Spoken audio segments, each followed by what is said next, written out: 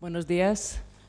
Simplemente daros la bienvenida a todos a Casa Árabe en nombre del director general de Casa Árabe, Eduardo López Busquets, que no ha podido estar hoy con nosotros por una cuestión de agenda, y en nombre de todo el equipo de Casa Árabe.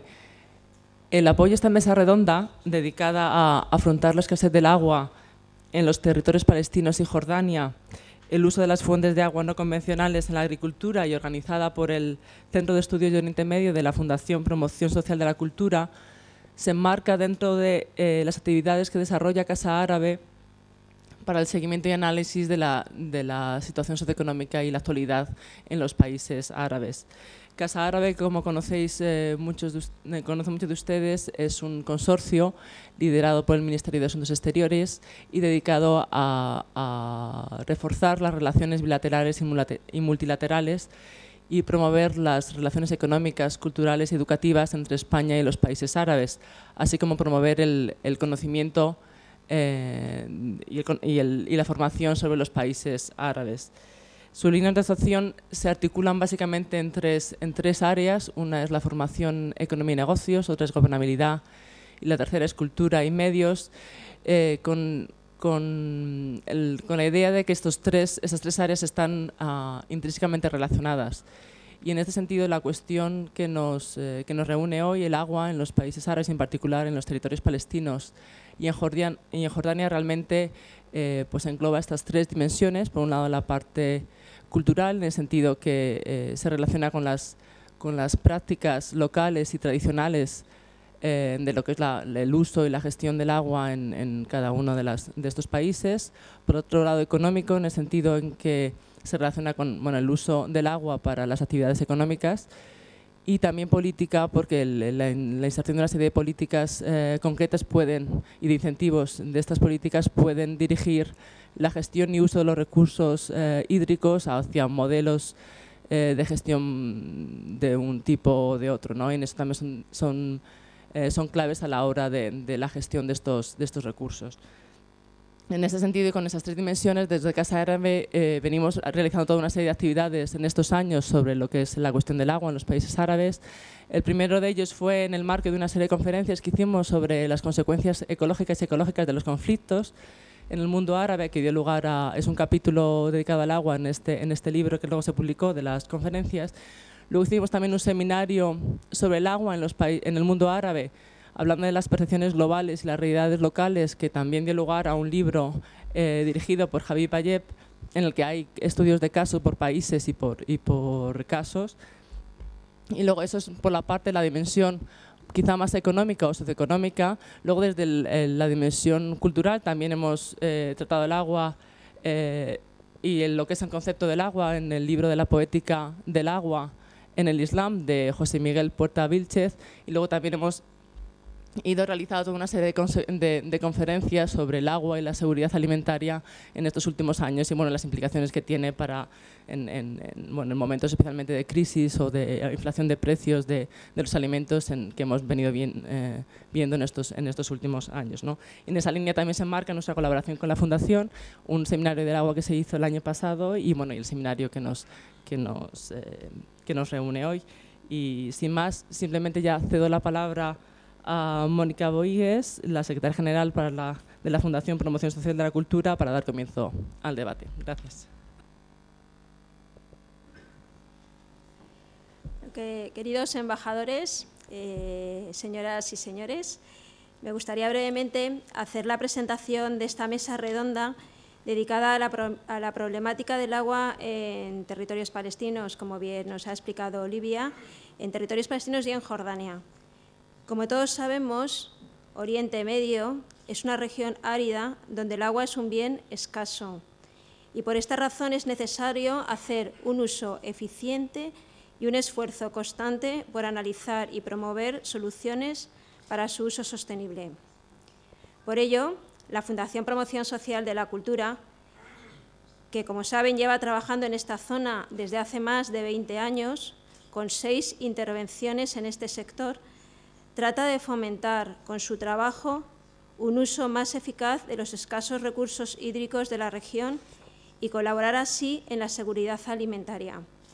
como así lo demuestra el reciente convenio firmado con FAO en Jordania, en el marco del convenio de la Agencia Española de Cooperación Internacional que estamos ejecutando, que es la mejora de la gestión de recursos hídricos en el sector agrícola para garantizar la seguridad alimentaria en territorios palestinos y Jordania. Como saben, esta mesa redonda es parte del plan de sensibilización que el Centro de Estudios de Oriente Medio de la Fundación Promoción Social de la Cultura está desarrollando en el marco de este convenio con la agencia y tiene como objetivo analizar el uso de fuentes no convencionales de agua, tales como el aprovechamiento del agua pluvial y el uso de aguas grises.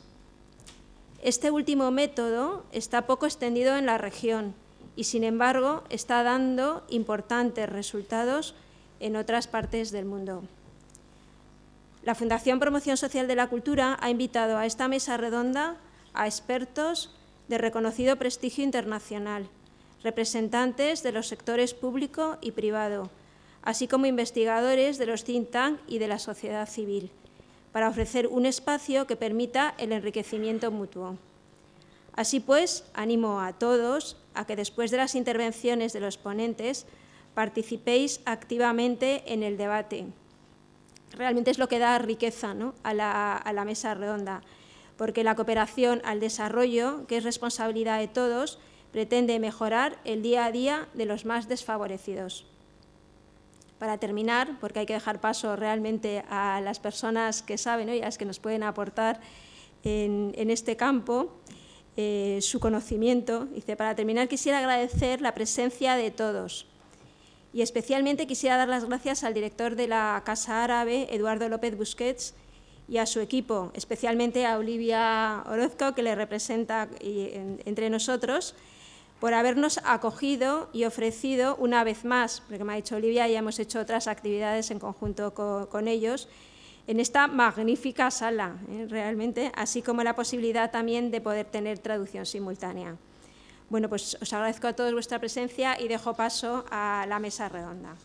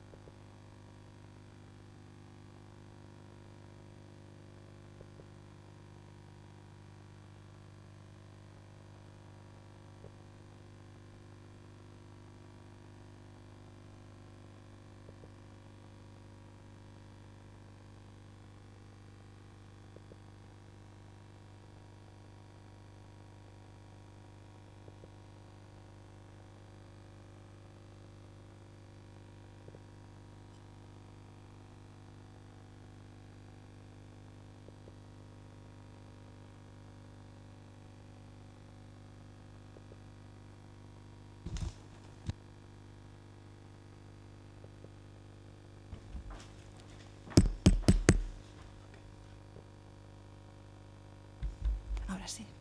Gracias. Buenos días a todos. Soy Macarena Cotelo, directora de proyectos de la Fundación Promoción Social de la Cultura. Y la verdad es que para mí es un placer estar aquí moderando esta mesa en la que tengo colegas con las que estamos trabajando actualmente en proyectos en Oriente Medio y también algunas expertas con las que llevo trabajando muchísimos años en la Agencia Española de Cooperación Internacional, en muchísimos otros proyectos que hemos tenido la suerte de compartir. Entonces voy a presentar en primer lugar al primer ponente de esta mañana, que es el doctor Abdelatif Mohamed Ali Mohamed. Él es doctor en Ingeniería Hidrogeológica, que cursó en Jartum, en la Universidad de Jartum, y luego, tras un periodo de trabajo profesional en Argelia, como ingeniero, a partir de marzo del año 95, ya se incorporó a la organización no gubernamental PARC, Palestinian Agricultural Relief Committees, que es un socio de la Fundación Promoción Social de la Cultura, nada menos que desde el año 2000. Desde el año 2003, el doctor Abdelatif es director del Departamento de Programas y Proyectos de PARC y tiene una relación ininterrumpida con nosotros desde, ya les digo, desde el año 2000. Por lo tanto, como pueden comprender, él tiene muchísimo que contarnos, especialmente en lo que respecta a este convenio que estamos ejecutando ahora con PARC en territorios palestinos, que es el que nos congrega esta mañana. Así que, sin más, le cedo la palabra al doctor Abdelatif. Muchas gracias.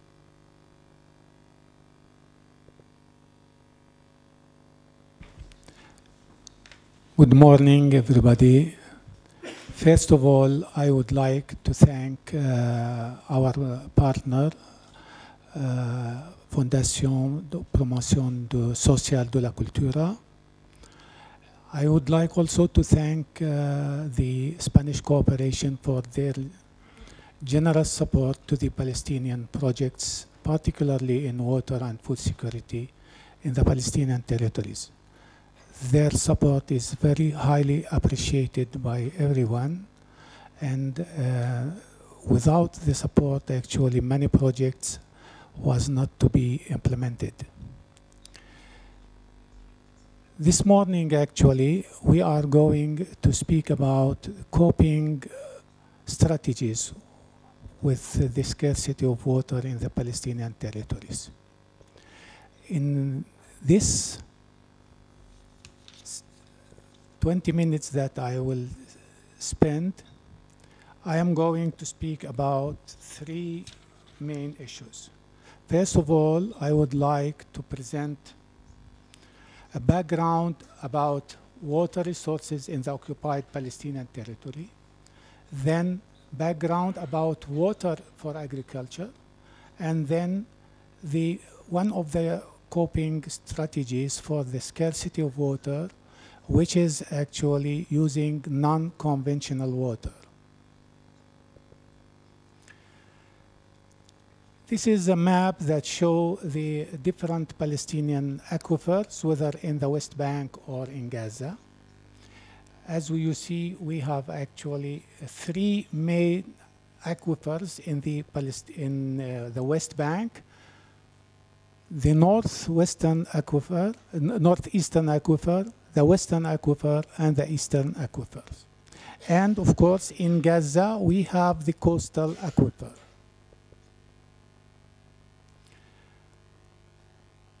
Because of the importance of water, actually, all issues related to water in Oslo Agreement was postponed, and water issues remain to be solved only in a final settlement agreement. And in fact, since Oslo till now, no change on the ground. Israel continued to retain all authority on water issues, whether in zone classified A or B or C. All water authority remains in the hand of Israelis, and any issue to be discussed through the Joint Water Committee that Israel have veto, and all projects in water needs to be approved by the Israelis. Since Oslo Agreement, actually, Israel continues to control and to use more than 83% of the water resources.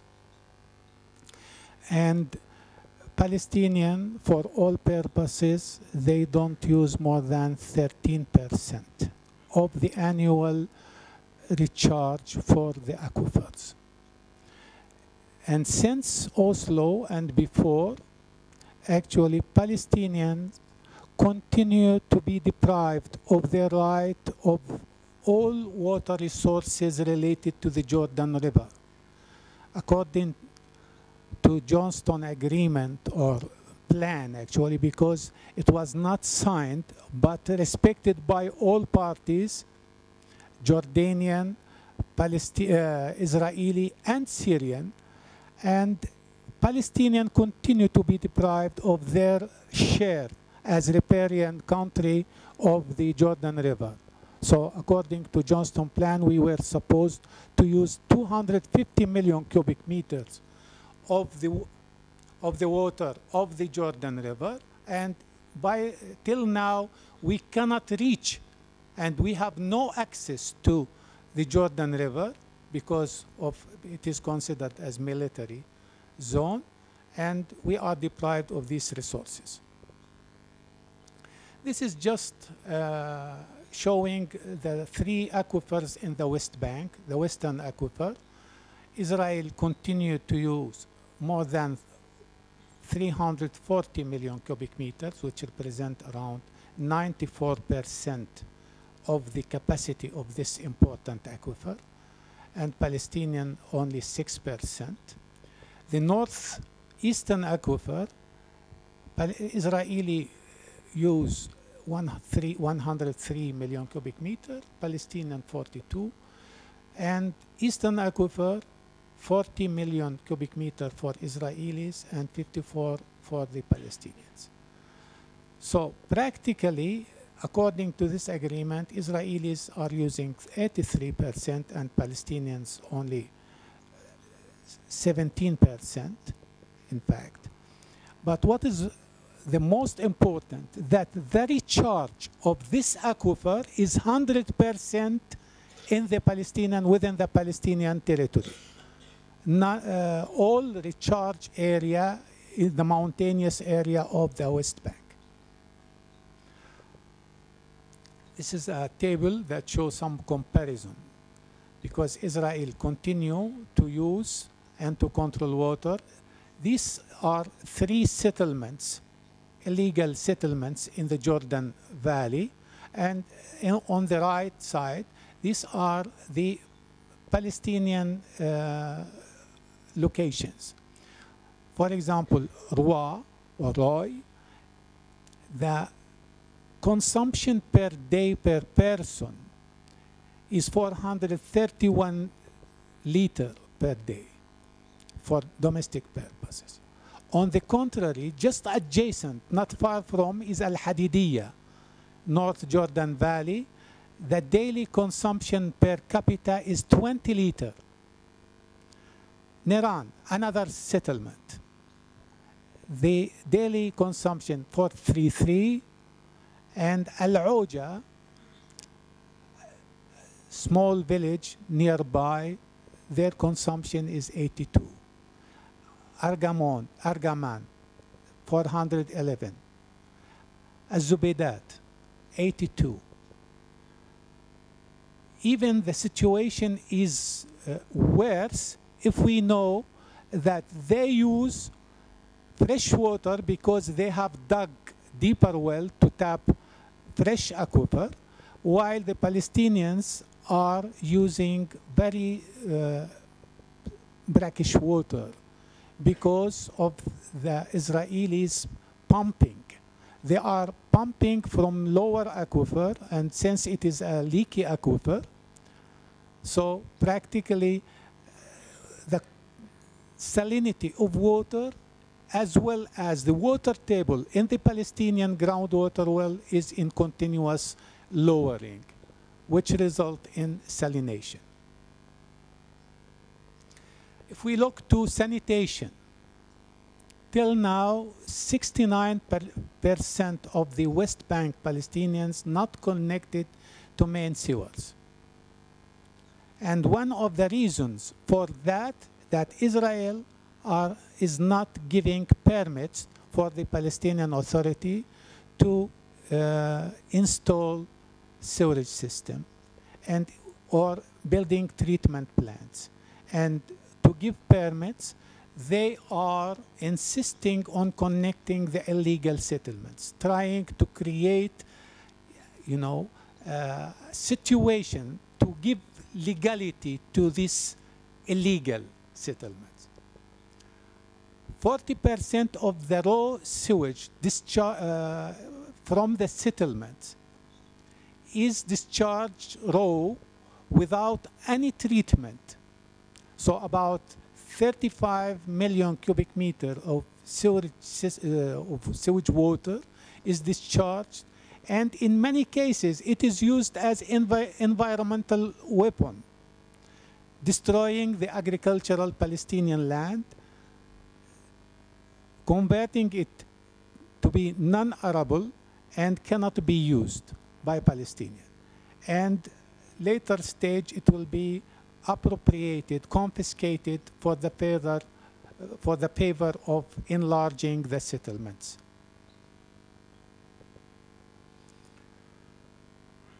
Under this situation, water for agriculture in the Palestinian territory is very scarce. So if we look to agriculture in the Palestinian territory, only 6.8% is irrigated agriculture. The rest is rain-fed, depending on rain.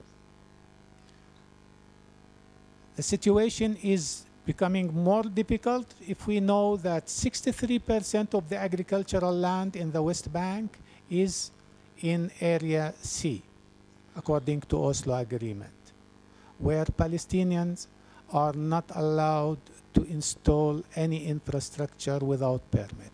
And all infrastructure done is, illegally, trying Palestinian, sometimes it is damaged, but we are creating also, we are resisting.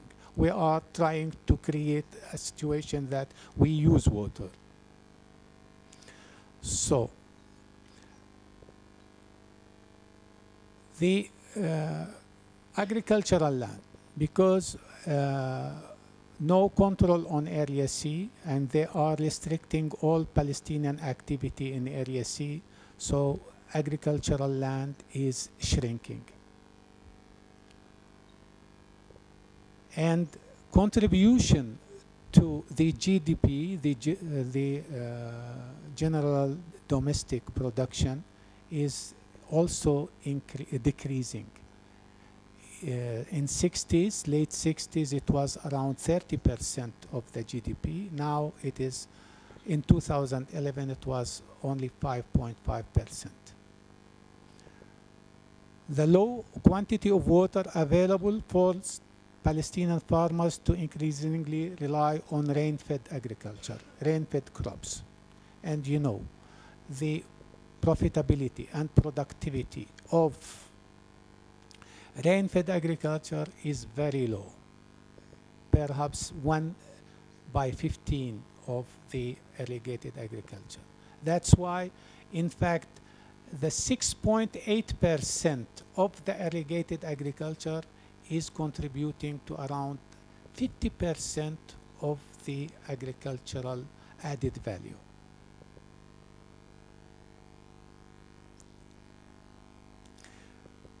Israelis continue to create facts against Palestinians. So if we speak about the separation apartheid wall, built under security pretext, but inside the West Bank, so it is isolating around 530 square kilometers of the most fertile land. And this one of the main reasons for that they want to isolate the Western Aquifer that produce most of the water of the Palestinians in the West Bank. So this wall has isolated actually 36 groundwater wells producing more than 30% of the Palestinian share of the Western Aquifer, which is also very small, only 6%. But from this 6%, 30% is isolated behind the wall.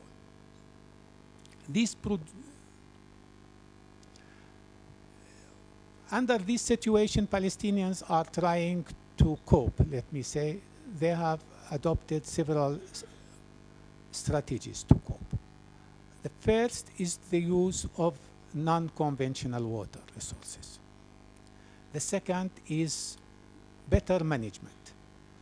Here I would like to say that our project, actually the Convenion, which is implemented in partnership with FPSC and our partners from Jordan, Juhud, is focusing on these two main strategies. We are actually trying to improve the management on both sides of water management, water demand management and water supply management. Water supply management by using the non-conventional, which is either rainwater harvesting for both domestic and agricultural purposes, and also using the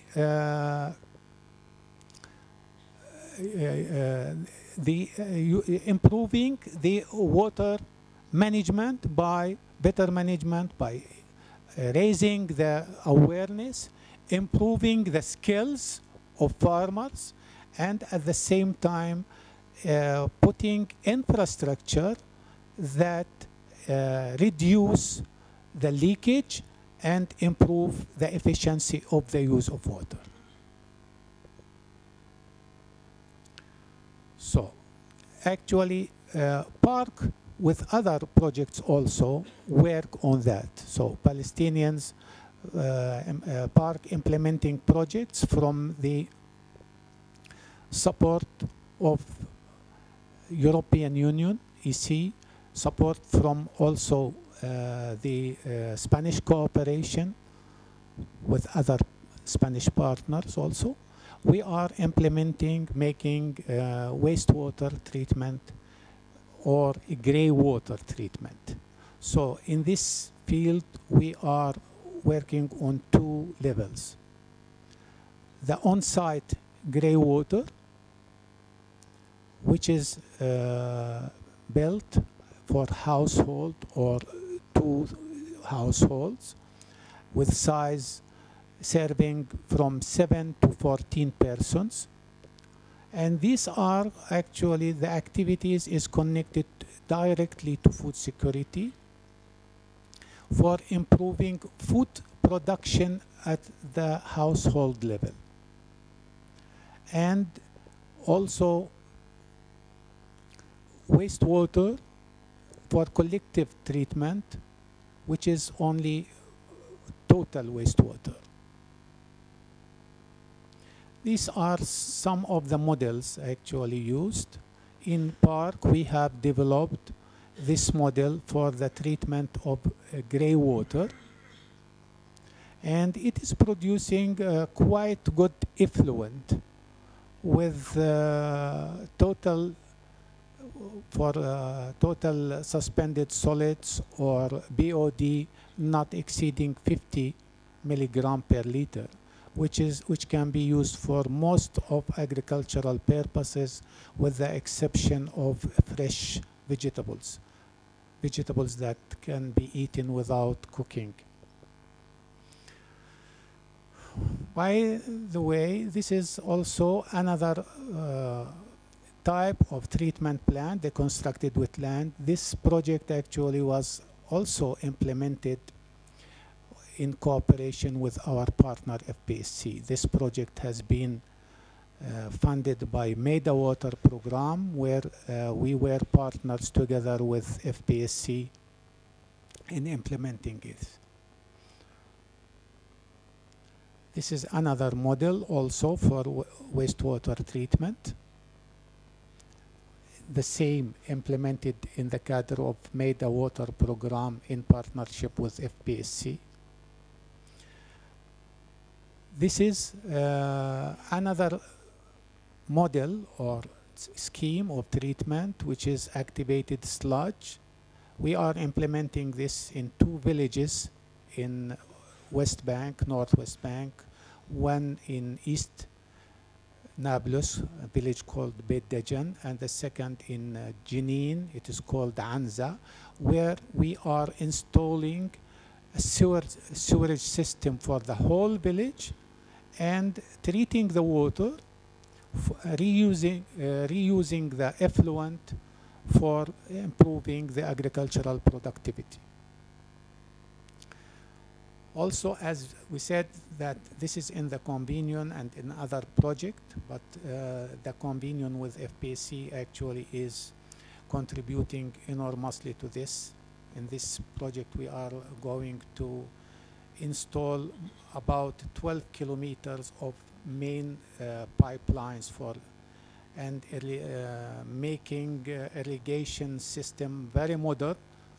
In the past, the dripper in the farms used to be connected directly to the wellhead. So practically, in spite of the fact that we were using the most modern technique in irrigation, which is the drip irrigation, but because of water insecurity, farmers were using it in a very archaic way.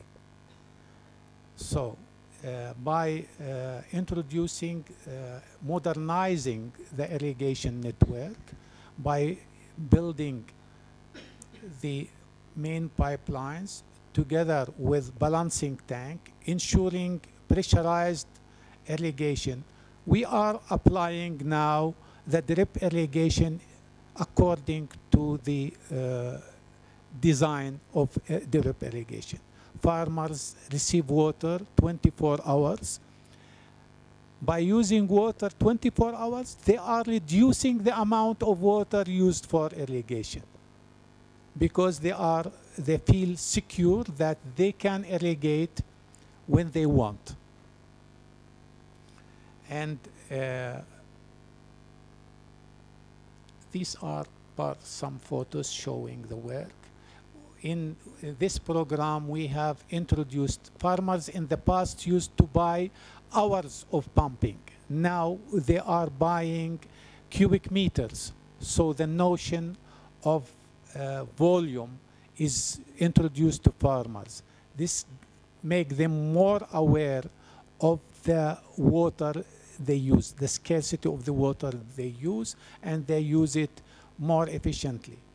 By the way, this has also enabled us to create a new social partnership between farmers using the water and the owners of the groundwater well,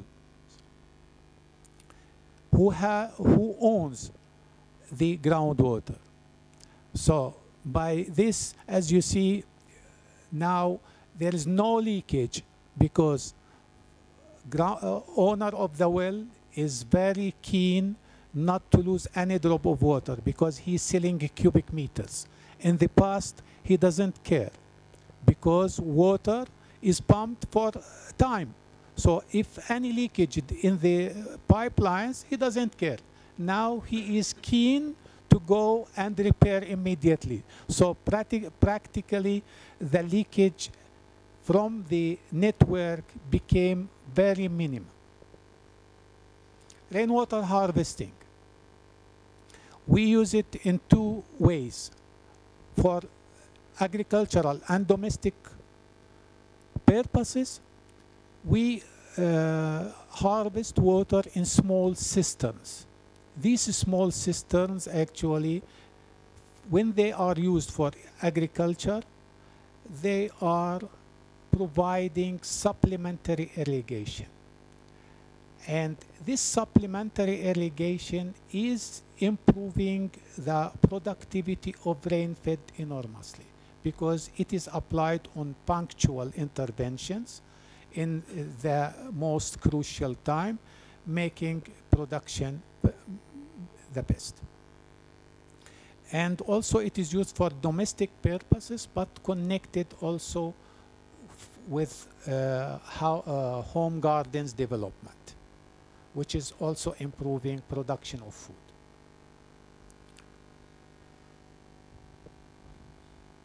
These are some photos showing how the development of home gardens may, depending on the availability of water.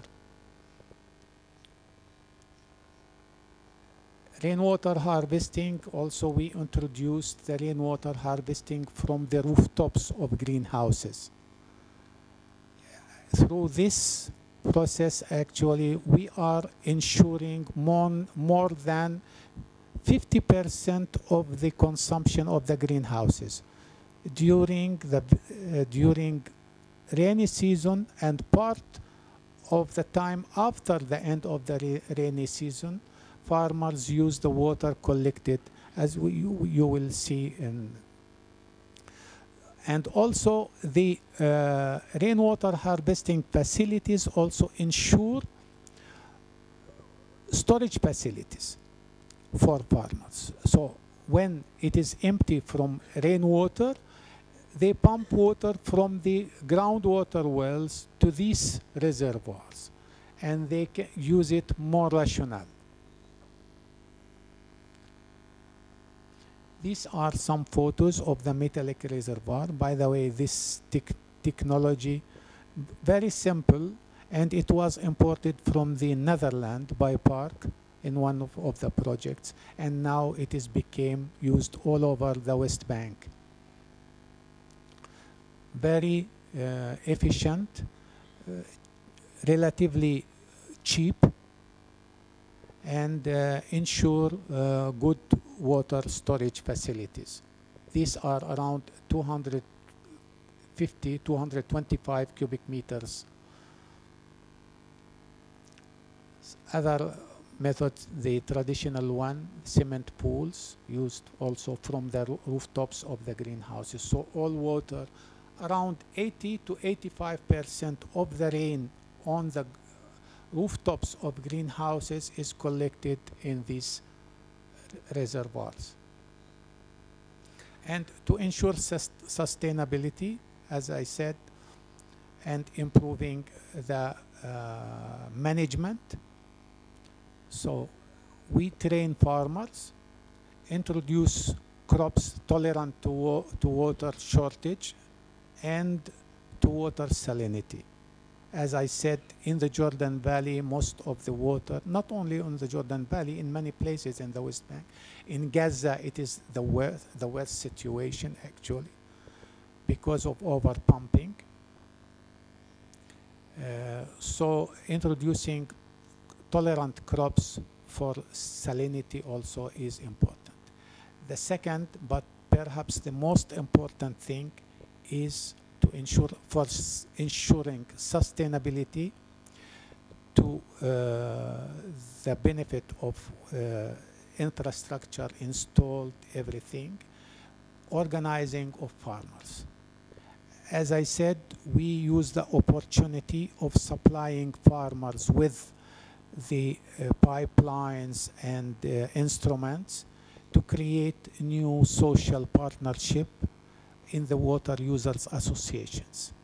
And in around these projects, cooperatives are created and registered, which give a very big push to the cooperative movement in the Palestinian territories. Thank you very much.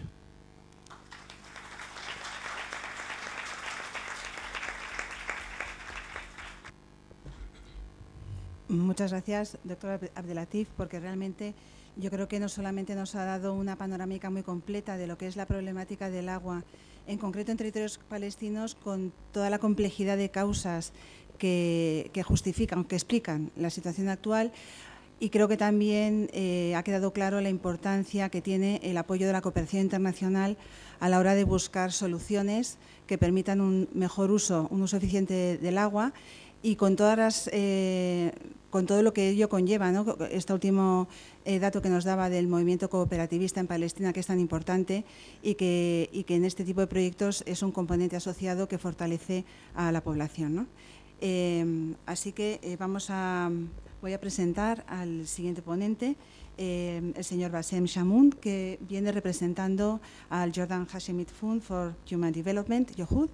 Es el otro socio de nuestro convenio para la mejora de la gestión de los recursos hídricos en Palestina y en Jordania. En este caso, lógicamente, es nuestro socio en Jordania. Es una organización con la que la Fundación lleva trabajando también muchos años y, en concreto, el señor Bassem Chamoun es el responsable en YOHUD para este programa. Así que muchas gracias y le cedo la palabra.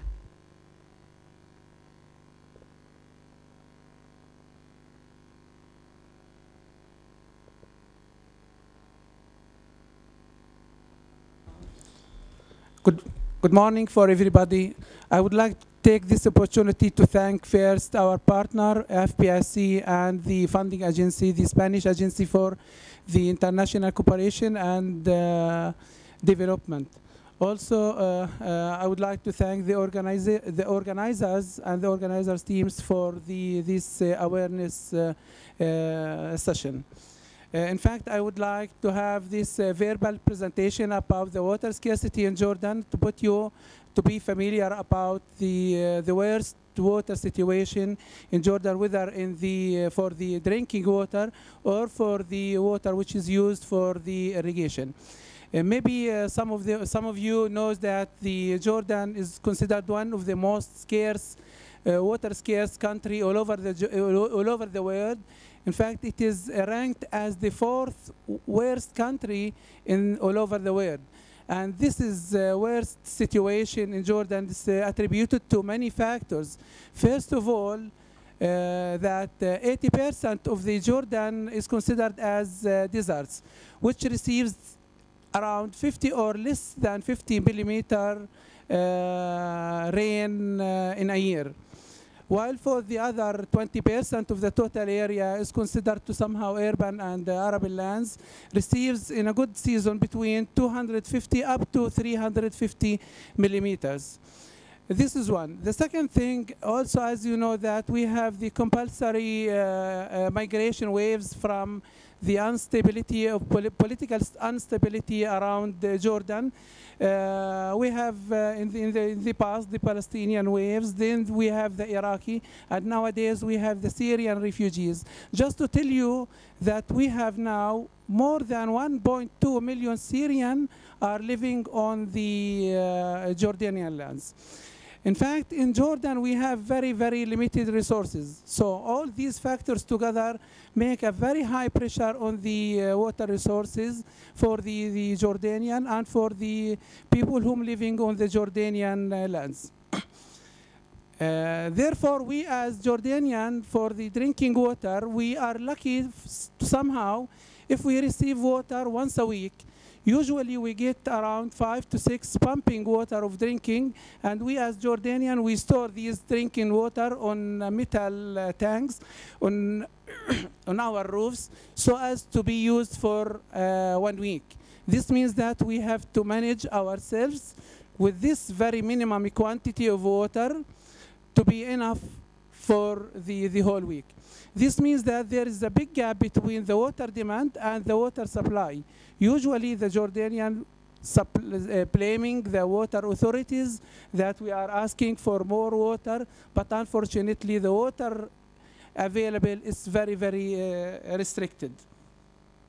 Therefore, I believe that there is high challenges for the decision makers, whether for the people at the Ministry of Water and Irrigation and other governmental organizations, as well as for the other donor agencies working on the water aspects in Jordan. How to bridge the gap between the water demand and the water supply. In fact, one of the most sector which is consuming a lot of water is the agriculture. In agriculture, more than 62% of the total water budget is used for irrigation of the arable lands. And for the agricultural sector in Jordan, it is very crucial and very sensitive issue, because more than 25% of the Jordanians, they rely on the agriculture as a main source of income. This is also in addition that the agricultural sector will provide the food security for the Jordanian. And in the recently, due to the political, which is unstable in the area, this sector became to somehow deteriorating, affecting negatively the food security, especially for the poor rural families and the small farmer scales, which means that we have facing a lot of challenges. Therefore, we are in Jordan looking for many interventions that could solve and going in line with the national water strategy in Jordan. And we became to somehow lucky to sign an agreement with the Spanish agency in order to help Jordan in managing the water on the agricultural sector. So we signed this water convention together with our Palestinian partner and with the FPSC. In fact, in this water convention, we are aiming to maximize the productivity through the very limited water resources, and we are tackling the rural families, especially for the women and the farmer, let's say the small-scale farmers. In our convention, we are in fact have many activities and relying on, such as water harvesting. These water harvesting systems are implementing on the household level. We are harvesting the rainfall that's falling on the roofs of the poor families and store it until the dry summer, where we are going to use it as supplementary irrigation on the home garden issue. The second thing that the storage systems, and these storage systems, or we call it rectangular systems, usually it is implemented around around the irrigation canals in order to store the irrigation, the water irrigation, and to use it for the appropriate time. In fact, before this water convention, most of our farmers, they use the water which is coming from the deteriorated earth channels or cement channels to use the service irrigation, to use the water as service irrigation to irrigate the plants. And as you know that in this kind of, or this method of irrigation, we are losing more than 50 to 60% of the water, especially that we are a country suffering a lot of water scarcity. Therefore, we are encouraging the farmers to implement such these facilities to store the water so as to be used on the appropriate time, and such these systems are combined also with drip irrigation so as to save as much as possible of the irrigation water. Another thing that we are concentrating on the unconventional water resources, and in our project we are concentrating more on the grey water. This is grey water which is coming mainly from the kitchen and the bathroom, the baths. We are using it to irrigate the plants which is mainly planted on the home gardens. Also, we are concentrating more on the capacity building of our farmers. We are giving them and training them in different aspects of trainings, for example, the new techniques in agriculture, the irrigation water requirements, as well as to encourage them to install the drip irrigation system. Installment of drip irrigation system now, it's covered more than 40 to up to 50% of our targeted group in our geographical area. In fact, in Jordan, in this convention, we are working in 5 governorates, distributed from the east to the south to the north.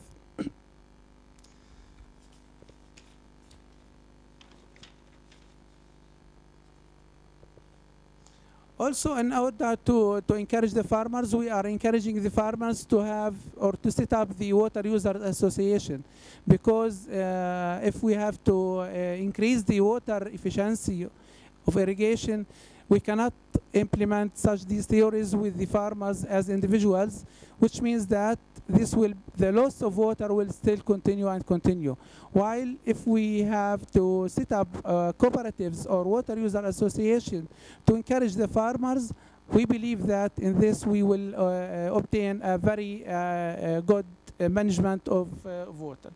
In fact, for our water convenio, it's very important because we are concentrating more on the food security. Food security issue is very important, especially for the people who are relying more on producing products from their lands, mainly the household, at the household levels or at the farm levels. Thank you.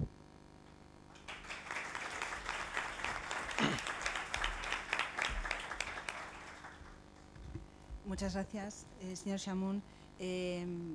Nuevamente, como verán, toda la labor que se está haciendo de mejorar las infraestructuras para la recogida de aguas dirigida a la agricultura es la clave de esta intervención, pero que tiene mucho que ver también con la seguridad alimentaria, sobre todo en un país con los niveles de pobreza que tiene Jordania y, como nos ha destacado el señor Chamoun, con un elevadísimo porcentaje de territorio que es desierto, ¿no? Entonces, también quería destacar lo que él ha mencionado con respecto al trabajo con las Water User Associations, porque un poco refuerza lo que acabamos de comentar a raíz de la intervención del doctor Abdelatif, la importancia de no trabajar con los agricultores a nivel individual, sino también fortalecer su capacidad de trabajar en coordinación con los demás agricultores y con las asociaciones para la defensa de sus derechos. Muchas gracias. Thank you. A continuación, le cedo la palabra a doña Isabel Martín García, doctora en Biología, responsable durante unos años del laboratorio en el Centro de Transferencia Tecnológica de Tetuán, en Marruecos, en materia de depuración de aguas residuales. Desde el año 2004 hasta la actualidad desarrolla labores de técnico e investigadora en proyectos relacionados con gestión, tratamiento y reutilización de aguas residuales urbanas. Y en la actualidad es responsable del área de calidad del agua del Centro de las Nuevas Tecnologías del Agua. Muchas gracias.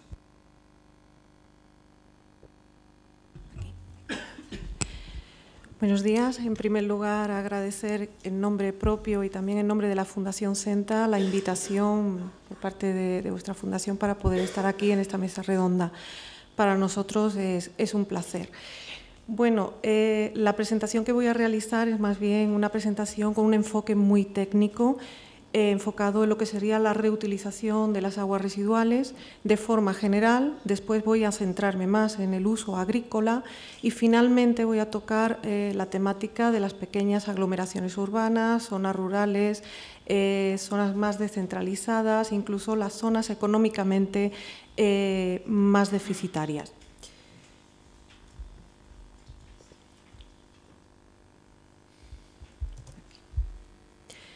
Bien, en primer lugar, si me deja, aquí. En primer lugar, y esto, bueno, yo creo que está un poco ya de pasada, todos los conocemos, pero me gustaría hablar un poco de las perspectivas que presenta el agua residual urbana como un recurso. Si analizamos lo que es las perspectivas futuras sobre la población con escasez de agua, pues se prevé que para el 2050 sean del orden de 54 países los que padezcan escasez de agua, incluso estrés hídrico. Esto se puede traducir en unos 7 billones de habitantes. Por lo tanto, en este contexto, pues podemos considerar que la reutilización de las aguas residuales urbanas puede jugar un papel fundamental para paliar en cierta medida lo que es esta deficiencia.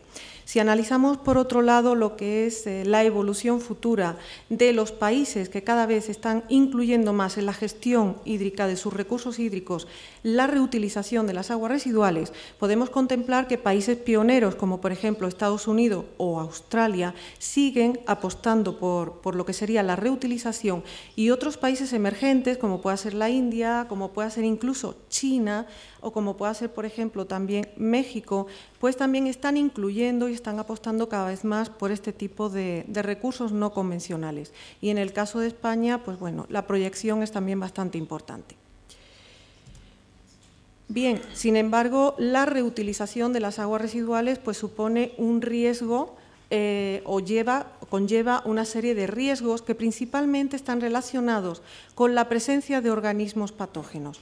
Estos organismos patógenos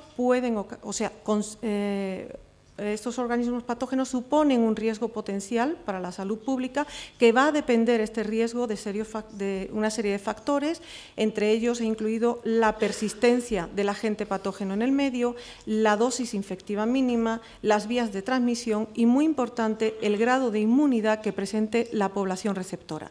Por lo tanto, dependiendo del mayor o menor grado en el que se aborde lo que es el tratamiento de las aguas residuales, podremos afrontar con mayor o menor garantía lo que sería una reutilización segura de las aguas residuales. En esta tabla intento recoger lo que sería la gestión de las aguas residuales considerando el grado de desarrollo económico de la zona. Si analizamos diferentes parámetros, como son, por ejemplo, el acceso a un saneamiento básico, vemos que hay una gradación positiva dependiendo, hay un extremo, que serían las poblaciones con bajos ingresos económicos o los países subdesarrollados, y estaría el otro extremo, que serían los países desarrollados. En el caso del saneamiento básico, en los países subdesarrollados o las zonas más económicamente deficitarias, existe baja cobertura, especialmente en las áreas urbanas pobres, e incluso existe la inexistencia de alcantarillado. Si vamos aumentando, en los niveles bajo-medio aumenta la cobertura, pero existe un escaso acceso a los pobres y aumenta el uso del alcantarillado. Si seguimos aumentando, vemos que hay una gradación en la que generalmente en los países con ingresos medio-alto existe una cobertura aceptable y ya aparecen unos mayores niveles de alcantarillado, hasta encontrarnos en el extremo de los países económicamente pudientes, donde la cobertura es óptima y existe una existencia generalizada de alcantarillado. Si analizamos, por otro lado, lo que es el tratamiento de las aguas residuales, ocurre exactamente lo mismo. En el extremo de los países con bajos ingresos, las estaciones depuradoras de aguas residuales son escasas o inexistentes, existen graves deficiencias operativas y existen problemas de asequibilidad. Sin embargo, estamos en el extremo totalmente opuesto, donde generalmente nos encontramos con niveles de tratamiento elevados y además existe un aumento de las inversiones para las plantas de depuración que oscilan entre los 20 y los 60 años. Respecto a la contaminación del agua, ocurre exactamente igual. Incido mucho en esto porque esto es muy importante a la hora de abordar una gestión de las aguas residuales. En la contaminación del agua existen en las zonas económicamente deficitarias problemas de salud derivadas fundamentalmente de un saneamiento inadecuado y existen pues las aguas fecales prácticamente en las calles. Y en los niveles altos principalmente nos preocupamos por lo que serían los valores recreativos y empezamos ya con el tema del control de las sustancias tóxicas.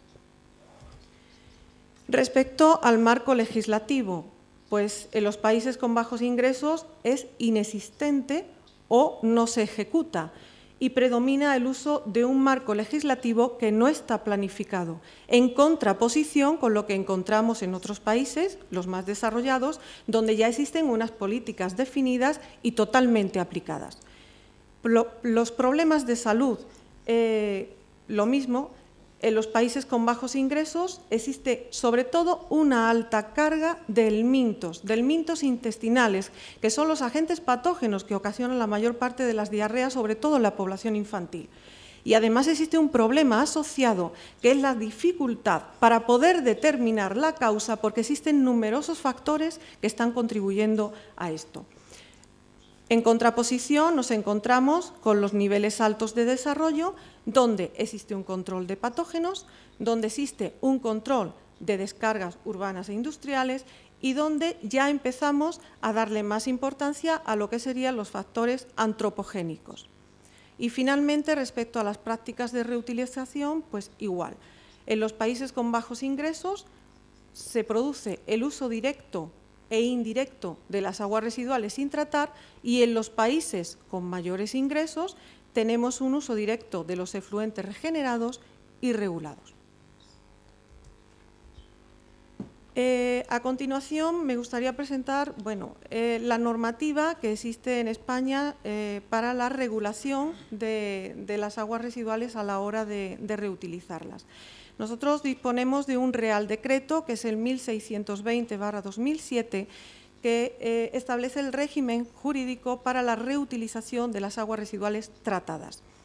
En este Real Decreto se contemplan 5 usos. Serían los usos urbanos, para riego agrícola, uso industrial, recreativo y ambiental. Y para cada uno de estos usos se establecen unas calidades mínimas para determinados parámetros. Existen parámetros biológicos donde se ha de controlar principalmente Escherichia coli y los huevos de nematodos intestinales.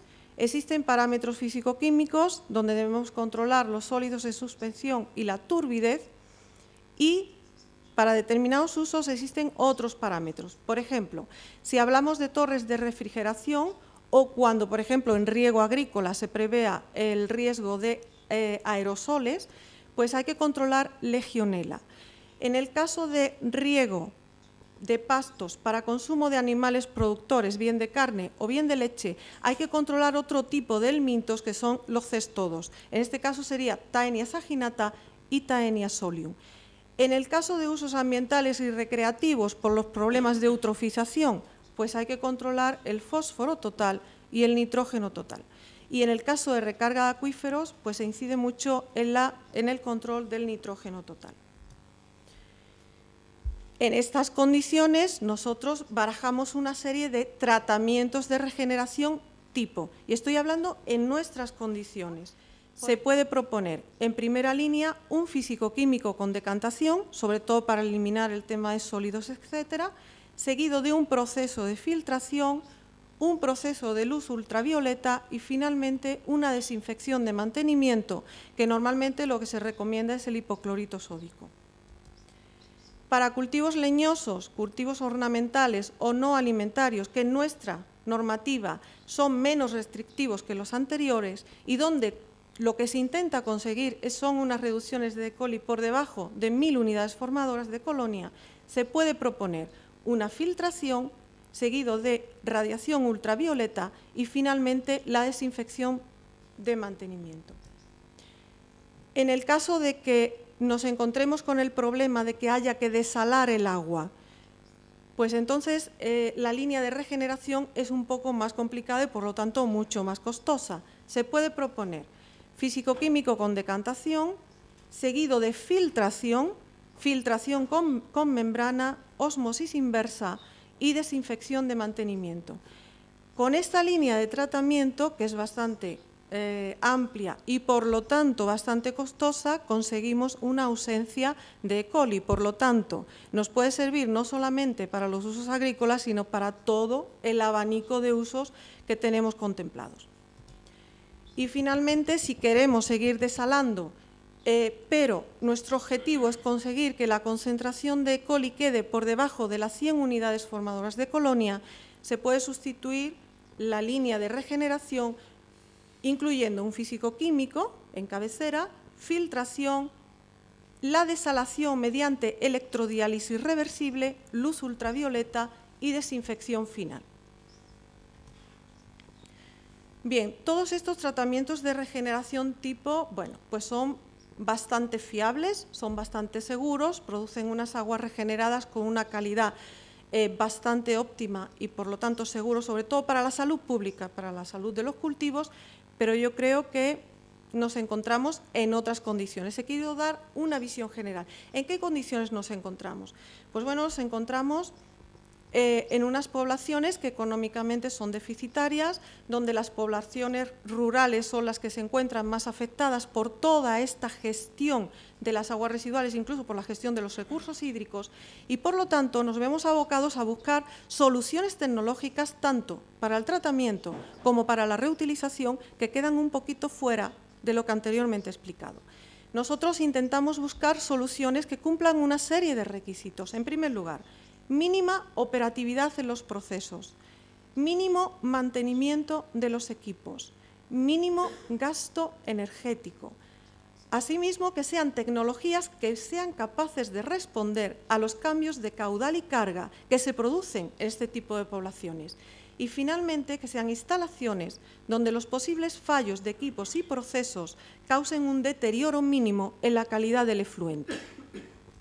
En este sentido, existen para el tratamiento de las aguas residuales una serie de tecnologías que se conocen como tecnologías no convencionales o tecnologías de bajo coste o tecnologías extensivas. La podemos encontrar bajo esa denominación.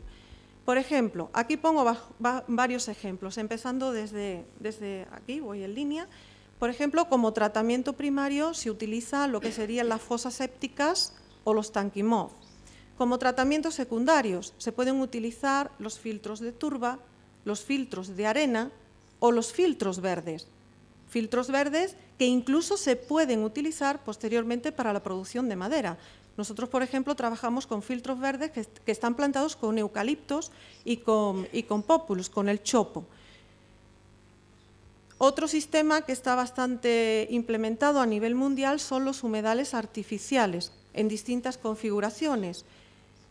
Los sistemas de lagunaje, los sistemas de macrófitos en flotación, y existen también otros tipos de tecnologías como son los contactores biológicos rotativos o los lechos bacterianos. Es decir, tenemos una amplia gama de tecnologías para la depuración de las aguas residuales en estas zonas que son económicamente más deficitarias. ¿Qué ocurre con la reutilización? Pues la reutilización en estas zonas se ve también influenciada por esta limitación financiera, por la falta de recursos físicos, por una situación socioeconómica difícil y en esta situación muchas veces pues, se producen condiciones para que se dé una reutilización incontrolada y sin planificar. Por lo tanto, es en este tipo de aglomeraciones, y vuelvo a repetir, pequeñas aglomeraciones urbanas,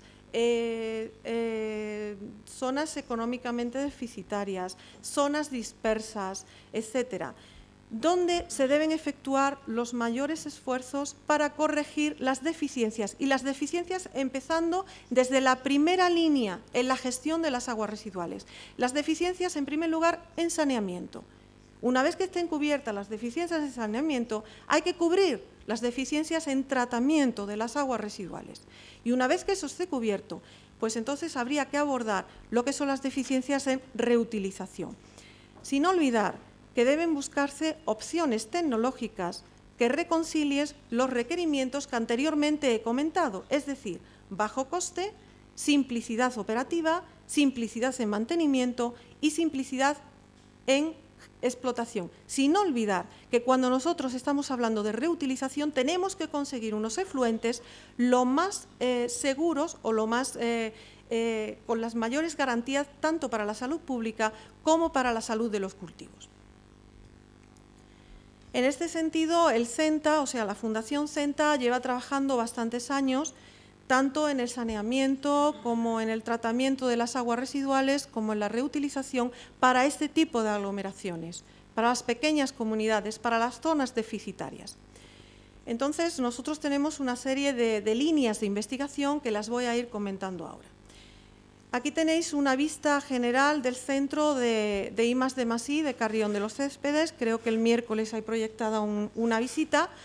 Este centro tiene 45.000 metros cuadrados que están destinados a lo que es el tratamiento y la reutilización de aguas residuales para pequeñas aglomeraciones. Pero aquí trabajamos con tecnologías convencionales y con tecnologías no convencionales. Uno de los estudios que hemos estado realizando ha sido evaluar cómo este tipo de tecnologías se comportan a la hora de producir unos efluentes para la reutilización y ver realmente cuáles son los diferentes usos a los que se pueden aplicar los efluentes generados. Hemos trabajado en este sentido evaluando las aireaciones prolongadas, hemos evaluado cómo se comportan los filtros de turba, cómo se comportan los humedales artificiales y el sistema de lagunaje. Aquí presento una tabla en la que estarían los resultados e incido que estos resultados están de acuerdo con los criterios de calidad que están establecidos en la normativa española.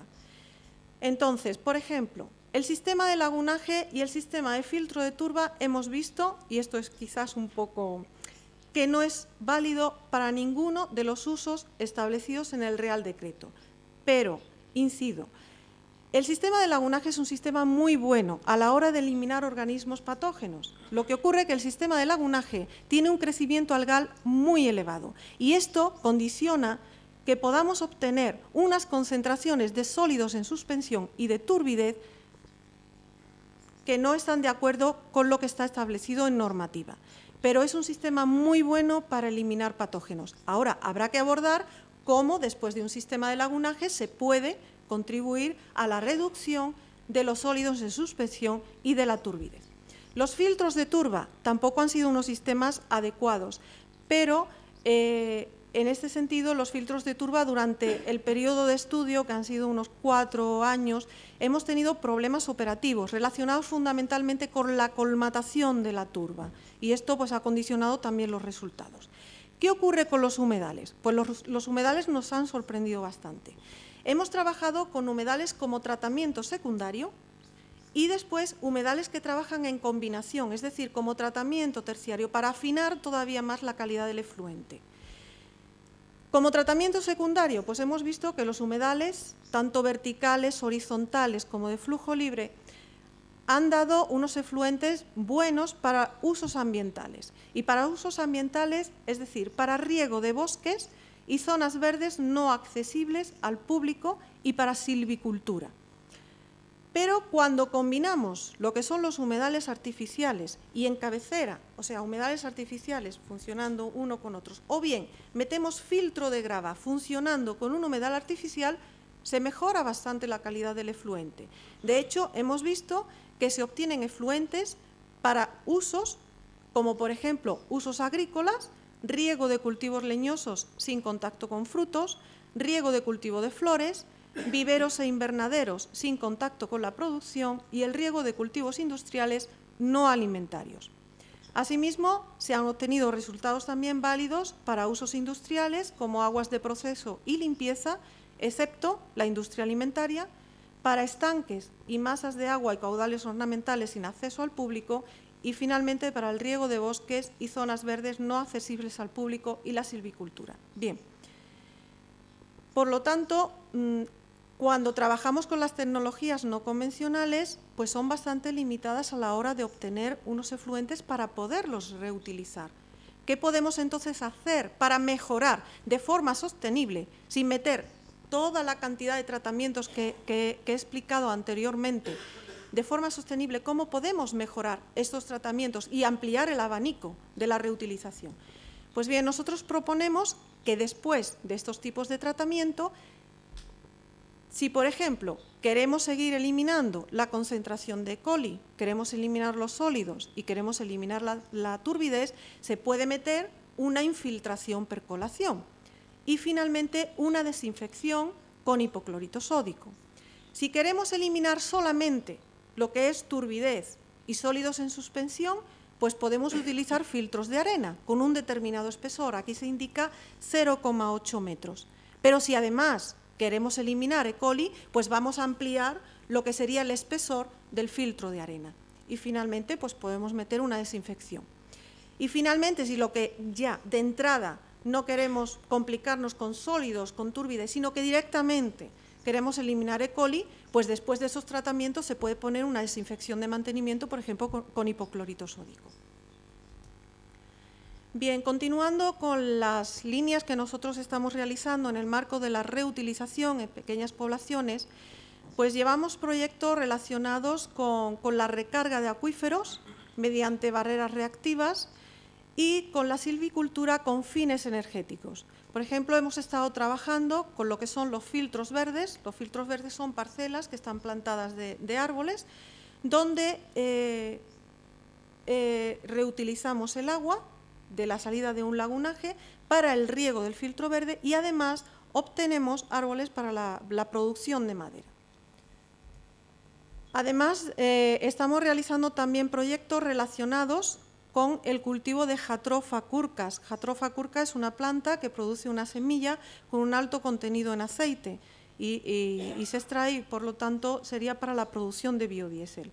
Pues también estamos trabajando en la reutilización, es un cultivo industrial, no es un cultivo alimentario, pues la reutilización de las aguas residuales en cultivos industriales, en este caso en el cultivo de Jatropha curcas. Hemos eliminado, porque nosotros trabajamos en un centro experimental y continuamente cuando terminamos un proyecto empezamos otro.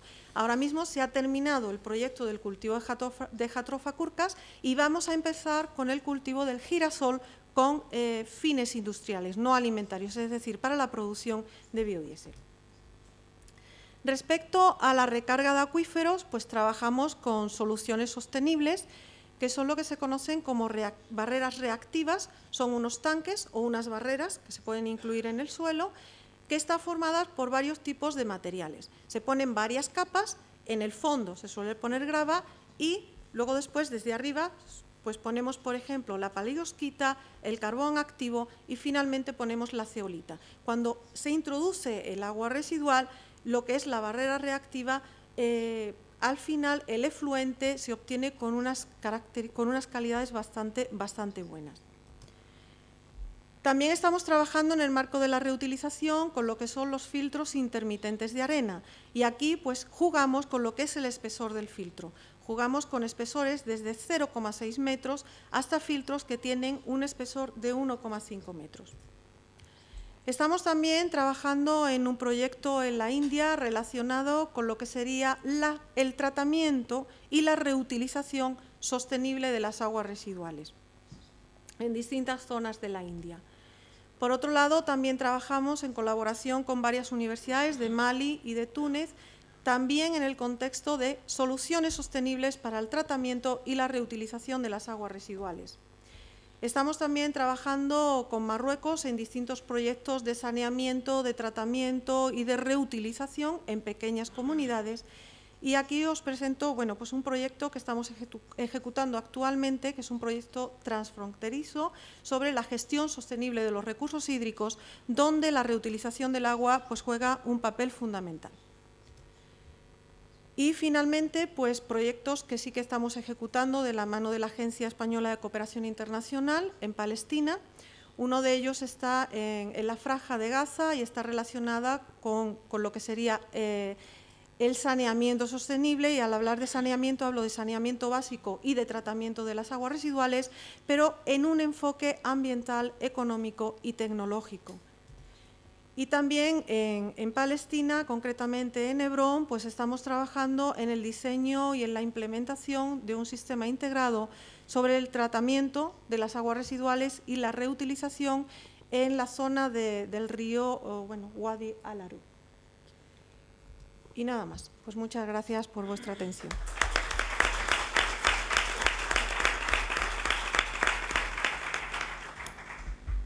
Muchas gracias, doctora Martín. Creo que ha sido muy interesante su presentación, muy técnica, pero al mismo tiempo muy pertinente con la temática que estamos abordando esta mañana y también con el propio proyecto que estamos ejecutando nosotros con la ECID, ¿no?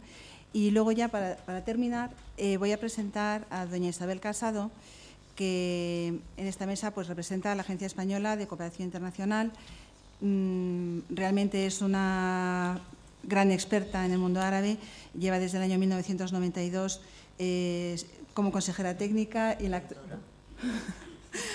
actualidad es jefa de área de Oriente Medio del Departamento de Cooperación con el Mundo Árabe y Asia de la Dirección de Cooperación con África y Asia. Pero ya en su trayectoria profesional anterior también estaba familiarizada con toda la problemática del desarrollo agrario, el medio ambiente y la agricultura a través de las distintas responsabilidades que tuvo en el IRIDA, el Instituto de Recursos y Desarrollo Agrario de España. Así que le doy la palabra a doña Isabel Casado. Muchas gracias, aunque me has traicionado con el año de inicio en mi trabajo actual, pero en fin. Señor embajador, señora secretaria general de Fundación Promoción, Olivia, queridos amigos, para mí es un placer estar aquí representando a la ECID y agradezco en ese sentido la invitación a Fundación Promoción y a la Casa Árabe que nos permita estar aquí en este sitio tan estupendo todos juntos. Creo que al ser la última en intervenir tengo un inconveniente y es que las personas que de verdad saben lo han dicho. Ya prácticamente todo desde el punto de vista, ¿cómo decir?, local y técnico. Pero también es cierto que es una gran ventaja. Lo primero, no tengo que decirlo, y lo segundo, me permite hablar de lo que me trae aquí, que es un poco dar la visión más amplia de lo que hace la cooperación española en estos dos países y en este ámbito de cooperación. Las razones por las que precisamente el agua se considera prioritario en Oriente Medio y por las que la cooperación tiene una larga experiencia son de dos tipos. La primera, lógicamente, pues son las razones técnicas que ya nos han expuesto. Escasez del recurso, distribución irregular a lo largo del año. Por otra parte, carencias institucionales, alguien ha hablado de la reglamentación, de la ordenación del sector, y carencias en infraestructuras. Y en el caso de Palestina tenemos las razones políticas a las que ya se ha referido muy en detalle el doctor Abdel Latif, que yo diría que, para resumir, se trata en este caso de una ocupación hídrica. Como todos sabemos, en 1967 Israel estableció en Cisjordania un sistema dirigido a impedir que los palestinos pudieran utilizar cantidades significativas de los acuíferos de los que nos ha hablado Abdel Latif. Y, por otra parte, hay un fenómeno que quizás se ha acentuado en los últimos años y es la indefensión ante los colonos que se apropian ilegalmente, incluso para la normativa israelí, de los manantiales palestinos. Esto es algo que puso de manifiesto en marzo de 2012 la Oficina de Coordinación de Asuntos Humanitarios de Naciones Unidas. Y las plantas de tratamiento son insuficientes, con los problemas de contaminación y sanitarios que todos conocemos, y en la Franja de Gaza el tema se agrava debido a la destrucción de las infraestructuras de riego y de saneamiento que se han producido a lo largo de los últimos años, la sobreexplotación del acuífero con la intrusión marina que ya mencionó Abdel Latif y la insuficiente capacidad de depuración. Entonces, antes de explicaros lo que se está haciendo en Jordania y territorios, me van a permitir ser un poco pesada para indicar cuál es nuestro marco institucional actual y los instrumentos de cooperación que utilizamos en la agencia, un poco por aclarar luego algunas cosas. El Plan Director de la Cooperación Española, el cuarto, se ha aprobado en diciembre de 2012 y estará vigente de 2013 a 2016. Entonces, en sus orientaciones incluye el fomento de sistemas agrarios sostenibles en la línea de desarrollo rural.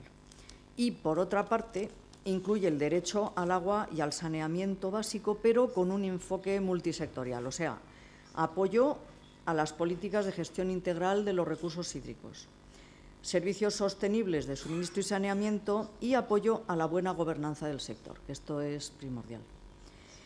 En cuanto a los instrumentos, o por decirlo claramente, las formas de canalizar la ayuda, se podrían citar tres principales. La cooperación bilateral directa, que puede ir dirigida a un ministerio, a una institución gubernamental o a una asociación de la sociedad civil, pero del país socio, directamente, una subvención.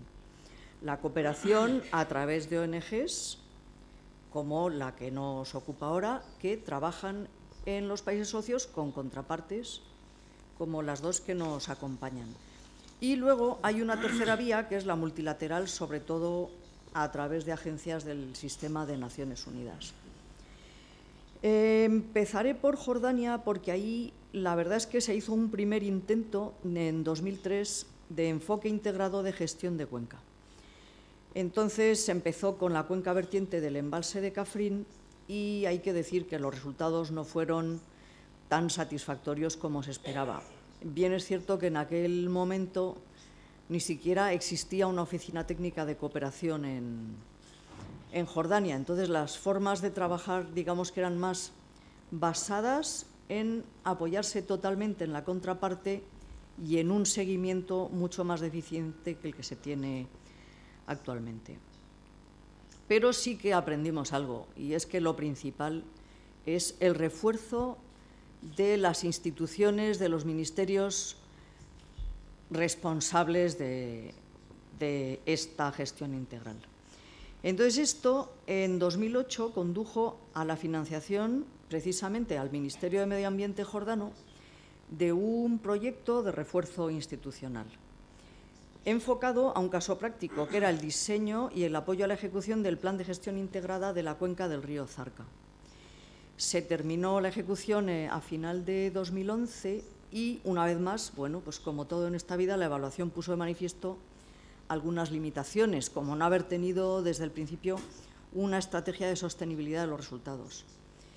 Pero también algunos logros que a mí me parecen interesantes, como son la participación de los grupos metadefinidos en la formulación, la promoción de la agricultura sostenible, una mejora sensible de la eficiencia de riego, del ahorro de agua, participación de mujeres y asociaciones en la toma de decisiones, introducción de nuevas técnicas de cultivo y sensibilización de los principales actores a nivel local y nacional sobre la gestión de los recursos hídricos. Eso ha contribuido considerablemente a la limpieza de la cuenca. El proyecto estableció en el Ministerio de Medio Ambiente una unidad dedicada a rehabilitación de cuencas y, a pesar de los numerosos cambios y avatares que ha sufrido el Gobierno jordano y concretamente este ministerio, esta unidad sigue funcionando en dos departamentos, en el de Protección de la Naturaleza y en el Departamento del Agua. Al mismo tiempo, este enfoque, digamos, integral, en 2009 se compatibilizó con una subvención que se concedió a la Jordanian Society for Organic Farming para financiar un proyecto de tipo local, como digo, dirigido al aprovechamiento del agua residual tratada para regar dos explotaciones, una para producción de forrajes y otra para producción de árboles, para producción de madera, también en la provincia de Zarca. De esta forma se complementan a nivel local las actividades integrales del proyecto anterior. Su ejecución acaba de terminar y han participado activamente 130 agricultores de bajos ingresos y ha habido una buena implicación de los ministerios de Agricultura por un lado y de Agua y Riegos por otro lado, en línea con la estrategia del Gobierno jordano de apoyar el uso agrícola de fuentes alternativas de agua, como nos indicaba el doctor Shamoun, especialmente de aguas residuales tratadas, con el fin de disminuir la presión sobre la disponibilidad de agua potable, que, como también nos ha dicho, se está convirtiendo en un problema muy acuciante en Jordania debido a estas últimas oleadas de refugiados sirios. En este proyecto yo destacaría la componente de sensibilización y capacitación a los agricultores sobre la utilización de este tipo de agua, que, como nos ha recordado Isabel, tiene sus riesgos. Las especies de árboles adecuadas, sus técnicas de plantación y el cultivo de forrajes, así como la formación en la utilización posterior de la maquinaria para fabricación de embalajes de madera y para procesado del forraje. El ejemplo de financiación a través de una ONG pues es lógicamente el que nos ocupa aquí, el convenio que se firmó en 2010 entre Fundación Promoción y la Agencia para ejecutar un programa a 4 años en territorios palestinos y en Jordania. Y en cuanto a la vía multilateral, España aportó hace ya tiempo, en 2007-2008, 144 millones de dólares al fondo que creó el PNUD para la consecución de los objetivos del milenio, y este fondo se lanzó en 2008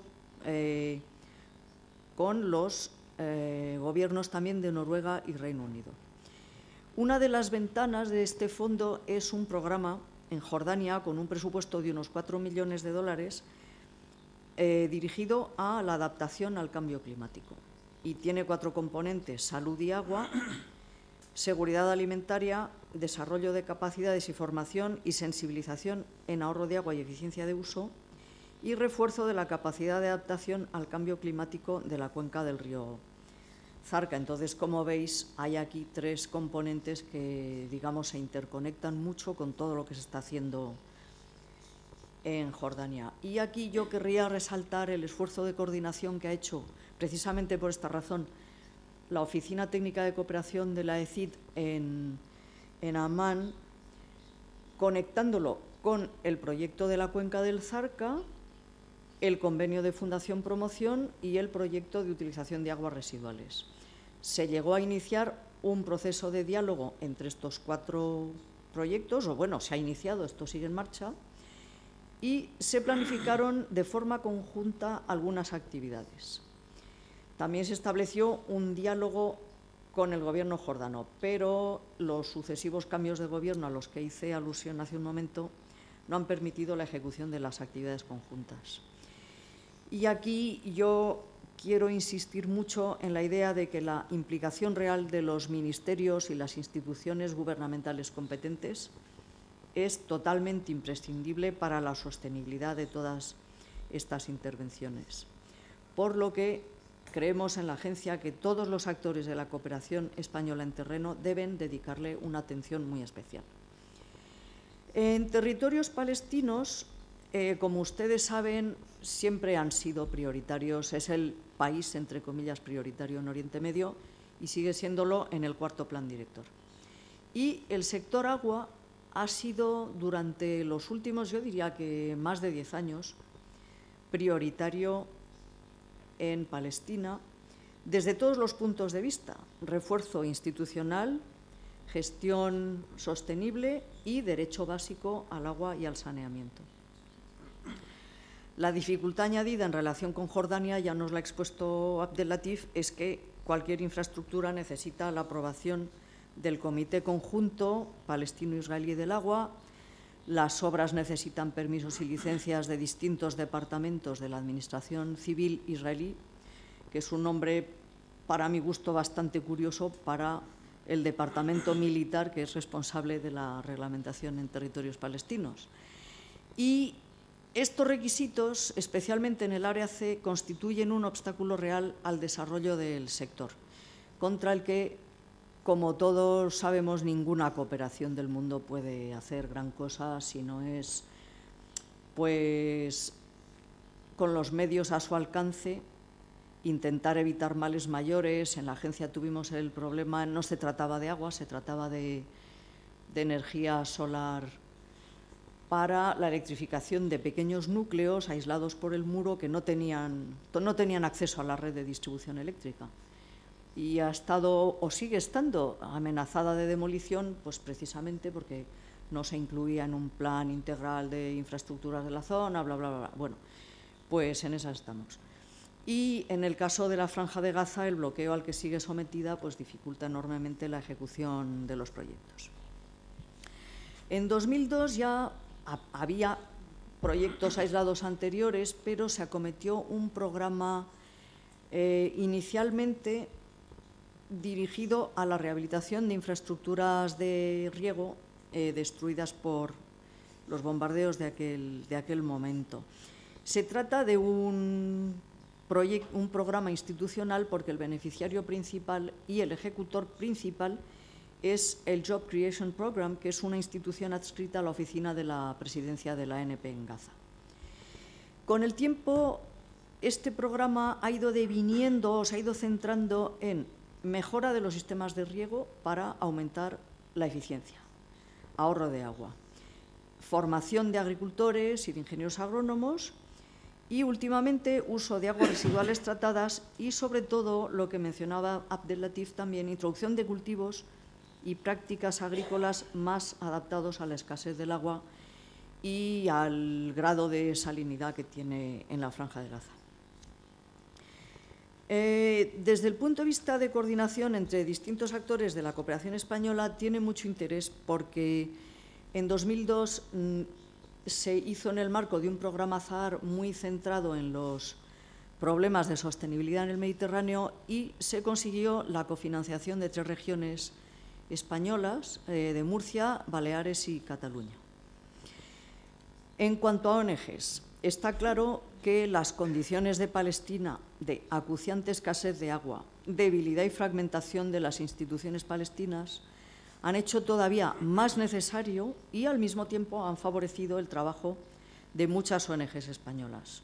Citamos de nuevo el convenio de Fundación Promoción y aquí he de decir que nuestra Oficina Técnica de Cooperación en Jerusalén ha recomendado vivamente la coordinación con una institución, bueno, es sociedad civil también, ARISH, el Applied Research Institute of Jerusalem, que lleva mucho tiempo trabajando en temas de agua, los efectos de la ocupación primero, los efectos del muro después, un poco los problemas a los que aludía Abdel Latif.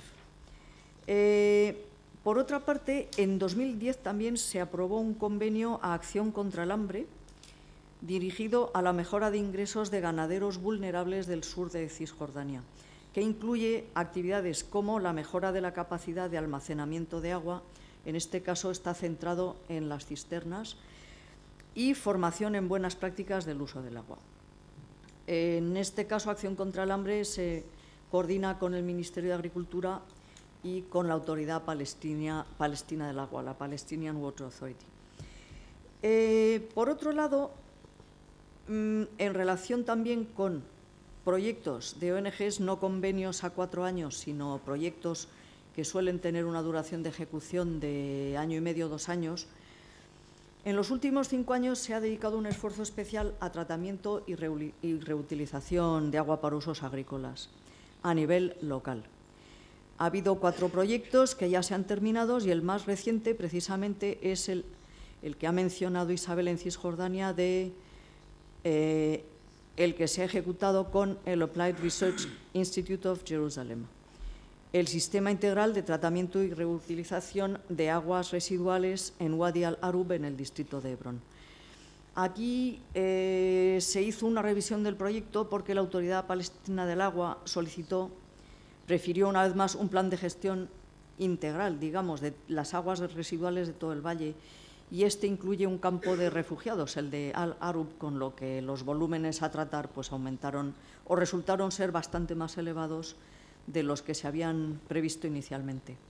Entonces, basándose en este primer proyecto y como complemento para atender las necesidades del campo de refugiados, en 2012 se ha financiado una segunda parte directamente al Applied Research Institute, a ARISH, con el objetivo de hacer el tratamiento integral de una población y del campo de refugiados y su posterior utilización para riego con las garantías sanitarias suficientes. Y se prevé regar así 100 hectáreas de frutales, olivo, melocotón, albaricoque y almendro. He de decir en este sentido que, bueno, un poco un inciso sobre la cooperación. En 2012 no hubo convocatoria abierta y permanente, con lo cual se tiende o hay que trabajar directamente financiando a las contrapartes de los países socios. Y finalmente mencionaré también una subvención institucional de 2012 dirigida a la Autoridad Palestina del Agua. Esta autoridad se creó en 1994 como organismo regulador del sector del agua en Palestina y ha iniciado recientemente una reforma destinada o encaminada a mejorar su gobernanza y a modernizar su organización.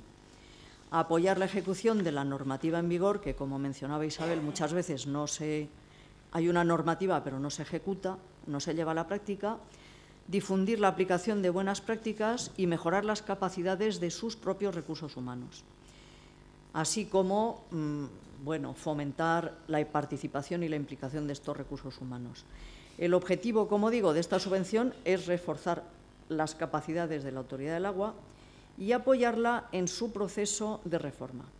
Incluye 4 componentes principales: un estudio inicial de necesidades específicas de formación, un plan de formación dirigido a la modernización del sector, la realización de estos cursos con arreglo al estudio de necesidades y, seguramente, la formación incluirá temas como el mantenimiento de infraestructuras o la modernización para evitar las enormes pérdidas de las que hemos escuchado, tratamiento de aguas residuales, reutilización para riego, procesos de desalinización, etc. Y finalmente asistencia técnica a la Palestinian Water Authority para la ejecución de todas estas actividades. Y para concluir un poco esta exposición, yo quisiera compartir algunas reflexiones desde el punto de vista de la cooperación para el desarrollo. Como ya se ha dicho, la escasez de agua en esta zona geográfica debe abordarse de muchas formas, pero todas son necesarias y todas están interconectadas. Entonces, es evidente la necesidad de recurrir a fuentes alternativas de agua, incluyendo el tratamiento de aguas salobres o aguas grises, incluso la desalinización, pero no hay que olvidar que queda mucho trabajo por hacer en el ahorro de agua, en el uso eficiente del agua, especialmente en la agricultura de riego. En segundo lugar, la cooperación institucional y la cooperación a través de ONGs, tanto españolas como del país socio, son necesarias y complementarias. Pero yo diría, o bueno, la experiencia parece que nos enseña que la institucional es imprescindible y básica para garantizar la sostenibilidad de los logros de la cooperación. Porque apoya la creación y refuerzo de ministerios e instituciones que aseguren la buena organización y gobernanza del sector, que permitan la gestión integrada de las cuencas y que establezcan y velen por la aplicación de un marco reglamentario adecuado que ordene y tome en consideración todos los aspectos. Tarifas para el uso doméstico, agrícola, industrial, alcantarillado y tratamiento de aguas negras, de aguas grises y normas para su reutilización que, bueno, pues en ese sentido la ponencia de Isabel ha sido muy ilustrativa de lo cuidadosos y el rigor que habría que tener en la redacción de esas normas y la ejecución posterior.